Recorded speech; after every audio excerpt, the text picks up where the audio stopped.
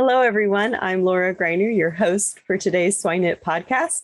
And with me today, I have Dr. Seth Krantz, who's the staff veterinarian for 𝗏𝘶 Farms. Seth, how are you doing today? Doing great, Laura. Good. Glad to have you on today. Yeah, thanks for having me. We'd like to, before we really jump into the topic that you'd like to discuss today, I'd like for you just to take a moment and give our audience a little bit of background about who you are and where you're at today. Yeah. Well, I'm a veterinarian. I think I've been a vet for 11 years now, something in that neighborhood. Been working with pigs the whole time I've been a veterinarian. So it's really all I know, I guess, at this point. I did spend some time in the Midwest as a veterinarian there at a consulting practice, and have been in the 𝗏𝘶 system now for 9 years, I believe. Very good. Well, Seth, we were visiting before we started the podcast about a couple of different things, but one of the areas that you're very passionate about right now, as I understand, is really addressing the labor issues that we're seeing in the industry. And I think that's very fitting, particularly with what we're seeing around the world in terms of labor and within the US currently. So let's just kind of jump in on why is labor such an issue for you right now? Why are you concerned? Yeah, so a couple of things. One, COVID has really been a game changer from the global perspective, and everybody's had a unique experience, I think. But really what we've ended up with is we've got pig farms with not a lot of people working on them. Sometimes we're severely understaffed. If we are fully staffed, we're talking about somebody's going to be leaving, who's going to fill their spot. And so it's kind of, it's really interesting. And to me, it's gotten more to a point of what does the future of our business look like? We're playing a lot of catch up now, and we're struggling to fill spaces. And so what I've come to think of is, do we have an opportunity now to just rethink work? Another thing I think too, as I've thought over the years, especially as I deal with the same kind of problems over and over and over. I think a lot of us can probably relate to that.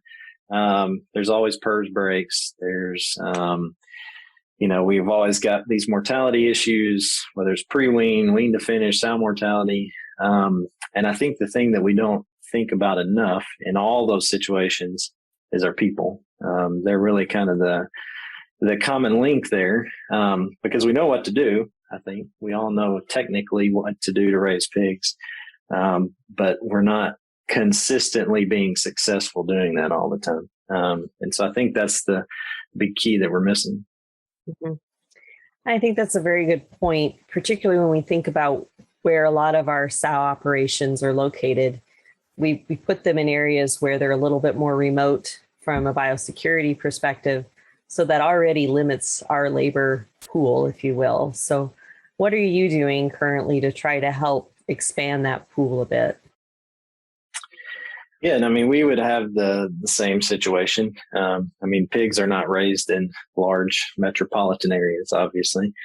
And the question is, and again, I don't have any answers to any of this. I don't know what the solutions are, but what's concerned me most is why our people are leaving. I think that concerns me more than where the next people are going to come from. Certainly we've explored all the options that lots of people are doing, some of those through some of our visa programs, trying to work with local, even high schools and technical programs. Those seem to be a little less effective, I think. So, we're certainly not really doing anything outside of the normal in finding people, but we're really having the discussions of how do we rethink these jobs and make pig farming jobs people want to do. Because I think if people enjoy what they're doing, want to do it, they're going to do it well. That kind of fixes all these other problems we're constantly fighting. Yeah, I think you and I visited a little bit. The phrase that we used to throw around a lot, particularly from a management perspective, is we used to say, pigs are easy, and people are hard. When we think about the business and the management, But what I'm hearing you say is maybe that's not really the correct way to think about that phrase. Yeah, that phrase kind of wears on my nerves a little bit. And I fully admit I've said it plenty of times in the past. But I think, one thing I've learned over the years is pigs aren't always easy. On paper and technically it seems like pig farming should be pretty easy, but I think when you're in it all the time, you realize there's plenty of challenges, and they don't all read the books. So I think that's one part of it. The pig part is not always simple. And then the other part is, when we say people are hard, one, that's to me, that sounds like we're just giving up, oh, people are hard. We can't figure it out. We can't do it. So it's kind of defeatist to begin with. And then the second part of that is when I say that people are hard, to me, that comes across that I'm saying I'm not a hard person to deal with, right? So I think those of us in leadership positions, we can say, oh, it's everybody else is so problematic and difficult to work with. Well, maybe I'm part of the problem. I'm equally as human as everybody else working here. So what is my role? So, I kind of think more of, pigs are challenging. People are essential to this business. And really both of them are worth our best efforts to understand and figure out and improve both of their lives, I think. Mm-hmm. The other part of that, when I hear pigs are easy, I think that it complicates too our mindset around training new people, because as we've talked about, so many of our new people don't have an ag background. And so for people who grew up with livestock, you're right, a lot of it seems intuitive and that makes it easy for us. But when you have people that are coming in that never really had that pig experience, pigs aren't easy. And we're kind of maybe not thinking about that appropriately then for training and that mindfulness of how do we prepare somebody to work in a barn not 24 hours a day, but, for their job. Yeah. I think that you bring up a really good point there too. And something that I've kind of been fascinated by with what I would call the COVID theater of the last 18 months or however long it's been, is information is important, but information isn't the thing that really influences people a lot of times. I'm currently reading a fascinating book, and it's really, it's a psychology book, and it's about something called the moral foundation theory. And, but it's really about why are we so polarized? So if we look at politics and religion, all those exciting things that nobody really wants to talk about because we all have such strong opinions. When we, one component of that is typically most of our decisions, intuition comes first and then reasons come second. So usually we have a gut feeling about something, or we initially think something's good, bad, whatever. And then we use reasons to justify why we thought that. Some people say, well, if we just have good information, then that will change people's minds. But you look at the last 18 months, we've got plenty of good information, but decisions are all over the board. And so we do that a lot in pig production too. And I'm as guilty as anybody, over the years as a veterinarian. I know I go into a farm and I know the right answer, right? I've always got the right answers for people. And if you just do X, Y, Z, life is easy. But then X, Y, Z doesn't get done. Maybe it gets done, but not in that order. And maybe they throw in an A and a B in there. And so we all get frustrated, right? And then I'm frustrated because I gave them the answers, And so as I've reflected on that a lot, I think, there's a whole big component of this that, emotions are important. These intuitions people have are important, the framework and their, the way they're looking at life, their worldview. All these things are really critical. And I think in pig production, we kind of throw all those out the window and don't think about them. And we're very much a transactional leadership kind of style of, I'm going to give you a paycheck, you work hard for me, and then we all go home. And I think, now, especially as we look at generational differences and all the folks in the workforce and the impacts that COVID has had on society, I think we need to get past that and think about that a lot differently. Mm-hmm. Mm-hmm. Yeah. And you talked just a minute there about emotional needs. And I think that's really important. I actually sat in on a session earlier in the week where they were talking about the impact of euthanasia on people's mental health. And certainly we understand that's an issue. It's certainly an issue in the veterinary profession and certainly on our pig farms as well. Is there anything that you're trying to do there to try to help provide support for the staff, maybe beyond just, hey, let's raise pigs, but that mental component that I think we're all becoming more and more aware of? Yep. Yeah, no, I think one important step that we can all take, well, there's kind of two things. One is we ask a lot more questions, or we consider other people's point of view on things. That's when I'm always thinking about a farm much differently, I think, than the people working on that farm are thinking about it. And I'm thinking from a little bit higher view and thinking about downstream pigs and, marketing these pigs and, all these things. And they're really just probably thinking about a task at a time, or, kind of their micro environment there. And so I think, it's easy for me to go in and make lots of assumptions and, because I'm feeling this way, they're feeling this way. And I think that's very far from the truth. I learn a whole lot from people just by asking their opinions.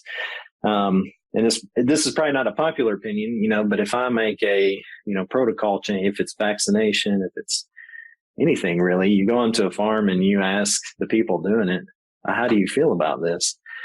And sometimes you get some really strong opinions on that. And sometimes maybe you're not going to change that, but at least I think it's useful to see things in a different light, see it from their perspective. And there are plenty of times when I've thought, oh yeah, I didn't think about that at all.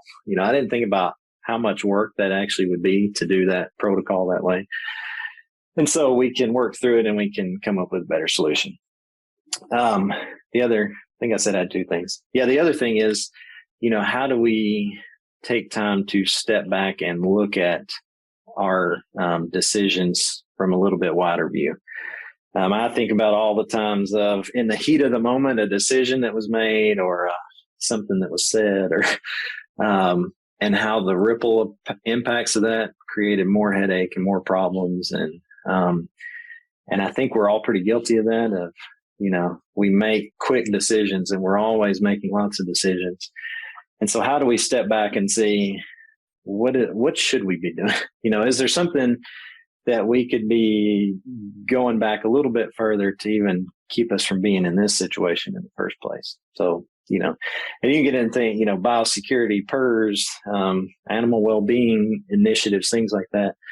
I think there's lots of opportunity to just take a minute and step back and, kind of reappraise the situation. Mm-hmm. Mm-hmm. You had mentioned earlier that you had listened to, a podcast from the Pepsi CEO. What did you take away from that? Yeah, so that was her name is Indra Nooyi, and I'd never actually heard about her. She seems like a pretty fascinating lady, though. And she's a former CEO of PepsiCo, and is really kind of a reflection of what she had kind of learned in that position and things she wished she had done differently, in her time in that position. And one of the things that was neat was she was talking about what is the future of work, because we're not alone in the pig business of struggling with labor and all this stuff, and a couple of things, one, she was talking about the role of families and how as employers, how are we really supporting, young folks, young families, and so how can we make our workplaces better so people can go to their kids' events at school or ball games and, have hours that, work around those kind of family commitments a little better. And that's a big deal, right? Because I think a sow farm in particular is not designed to really care about that stuff. If I'm going to be real blunt, people get there really early in the morning. Sometimes they're leaving late at night. Somebody's got to be there every single day of the week. around, year round. And so I think those are tough questions, and probably uncomfortable questions for a lot of us, because it's really bucking the status quo, because we've done it this way for a real long time. And in my time in the pig business, not a whole lot's really changed, right? Maybe you could say the same thing, but I think we're at that point where we need to, as leaders, as people in this industry, we need to ask ourselves these tough questions.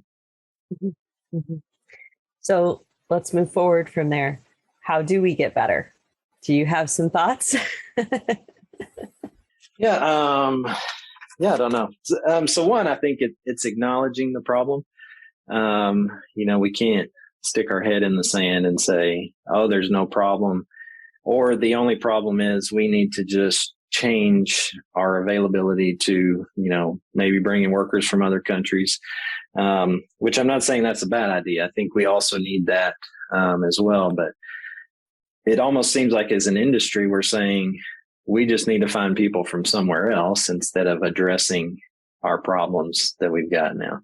So I think that's really step one with anything, is saying, where are we at? And what is all of our roles in this situation? The other thing is, I mentioned, evaluating things from a higher level. There's this whole concept. That's the word I'm looking for. This whole concept of upstream thinking. We're always, and I feel like pig production is a perfect example. We're always in the moment of dealing with whatever's pressing at that moment, right? There's always something that's more important. There's always something to take up our time. And so we don't always have time to step back, look upstream. How can we prevent ourselves from having to fight these constant problems all the time? And I think for a lot of us too, there's safety in busyness. Like, we're all very busy people, right? And I think we've kind of become accustomed to, that's our comfort zone, because it's a little easier to just be busy all the time than it is to really confront some of these big, hard, systematic problems. And that might be controversial. I don't know, but, and I'm speaking for myself as much as anything, it's not always fun to say, how do we get better? Because we have to deal with our stuff to do that, I think. And I think the final take home is, better understanding both ourselves and our people. And I think that's where we really don't give enough emphasis into, what do people truly think? How are they making their decisions? The emotional components, as a general rule, we prefer things that are positive, beneficial to us, and we get away from things that are not. So if you think about that, we're constantly, I forget the number, 20,000, I think Marcio said that in the Swine Talk thing, 20,000 decisions a day or something like that we're making. And every one of those, we're trying to make the decision that's the most beneficial for us. And so when I'm trying to just beat people down and hammer protocols into them, there's automatically resistance to that. And me acknowledging that, figuring out how to do that different, I think is useful. Yeah, I think those are really good tips. The other one that pops into my mind too is when we think about employee gratification in a job, that gratification typically comes from feeling valued or feeling part of a group. And if we think about the activities, whether it's on a sow farm or wean to finish farm, most are designed to be pretty independent from one another, right? I could monitor sows all day and have very limited interaction with other people. And so where do I pick up that gratification? Some people can internalize it and say, oh, well, I saved these pigs today, or I help this sow who's having difficulties. But not everybody works that way, right? So how do we help create that culture where people feel more like a team? So I think one, that's where we as leaders come into play. Whatever level of leadership role we play in a company, if I'm a department head, farm manager, production manager, whatever that is, I think those are the people who need to fill in those gaps and connect those people. One thing I've seen as important is helping people see the scope of the job they do. That's one thing. If you start talking to people, if somebody's only ever worked on a sow farm, they have no concept of what's happening after that pig leaves that farm. Or, a feed mill. A feed mill is a amazing place, and, super technology and all that stuff. And if I'm, really in my little silo, I have no concept of that. So, we've even done things where we take groups of people to see the feed mill, go to 𝗦𝗽𝘵𝗵 barns and see, just kind of get a concept of what that looks like. And then I think too is feedback. If I'm in a sow farm, how I really benefit the company or organization, whatever, is by producing really high quality wean pigs. And everything I do is really a means to that end. But how often do they get that feedback or that recognition for, you're making fantastic pigs? We kind of look at, reject rates are where they're supposed to be, and your PSY is this, but really when sow farms are making fantastic pigs, that is helping your company in phenomenal ways. But they hardly ever get recognition for that. We gripe when they don't get it right? Things get a little off kilter and, quality takes a dip, and then we're on them like white on rice. But then we don't say anything when things are really good. So, I think all those things just take time and effort and a little bit of thought. But, no matter who we are, and some of us thrive on, positive feedback a little bit more. Some of us act like it doesn't matter to us. But I think as the human animals that we are, we love to get praise and feedback and useful, helpful criticism that makes us better. And I think we typically just take the easy route of don't say anything unless things are bad, and then we're going to yell at people. And I think that's really creates toxic cultures, and I think we're really missing it when we just focus on that approach. Yeah, it's perfect insight, Seth. So as we wrap up our time today, are there a couple of key points you would like our audience to think about? I think I like this concept of we should always really be questioning everything. I think certainly staying stuck in a rut and just accepting everything is our biggest enemy. And I think, again, this is controversial. We look at things like Prop 12 for current example. We all are very reactive to that, and we all have very strong opinions, I'm sure. Mm-hmm. But maybe there's opportunity in that, or maybe there's a different way to think about that. There are people out there who are saying that's what they want. And are we going to just be rigid and unwilling to have that discussion, or are we going to have the discussion and, try to meet on different terms? So I think there's plenty of opportunity in everything that we do, every aspect of production. We should always question it. And we should always, I like to say we should never be opposed to getting better. There's always opportunity. All right. Very good. Thank you for those key tips, Dr. Krantz. So as we wrap up today, as you know, we like to ask our guest speakers just a couple of questions of commonality across all of you. One of the first questions I like to ask is, what's your favorite swine resource? Well, I guess that's changed. It was a book, and I was trying to think of a book I would actually.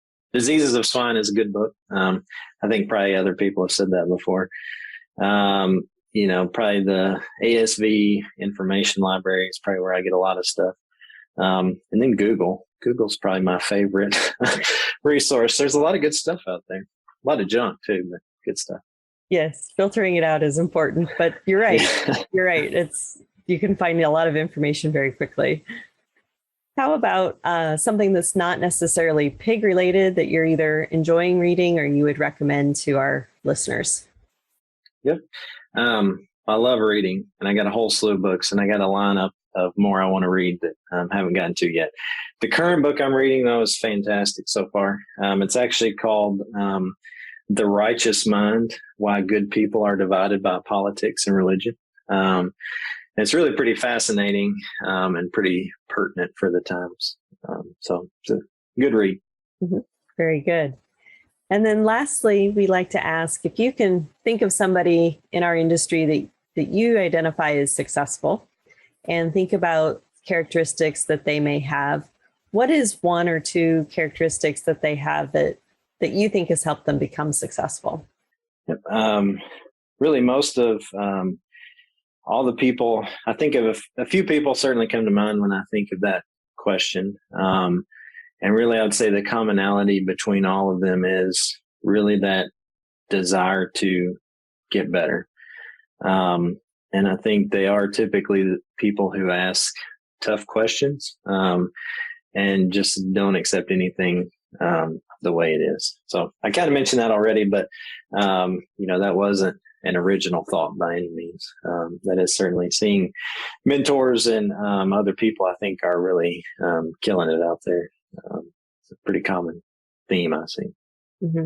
Mm-hmm. Yeah, I think certainly not accepting things for norm and continuing to question the normalcy or the normality is going to be critical as we move forward in our industry. That's very good. It's not a quick sound bite, but the other thing too is I think, people who just really enjoy their life. They enjoy the pig business, but they also just have kind of a zeal for life and enjoy their family and hobbies. And I think that's probably really the most important take home is just, none of us have a lot of time, circling the sun. So, we should enjoy it, kind of all aspects of it. So I think that's an important point too. We probably don't talk about it enough. Yeah, you're right. We don't. That's a very good one. Yeah. Well, I do want to thank you for your time today, Dr. Krantz. And for our audience, this is Dr. Seth Krantz from Tosh Farms. Thank you, Seth. I wish you all the best today. Thank you, Laura. Same to you. Imagine if, with a few key concepts, you could have the potential to create a massive positive impact by bringing from hundreds of thousands to millions of dollars for swine producers. Join us on this small group and go to the next level of swine nutrition on this 7-week-long elite online training in applied swine nutrition and feeding by myself and my world-class invited speakers. Additionally, you enjoy an exclusive community to exchange ideas. Go now to www.eliteswinenutritionist.com.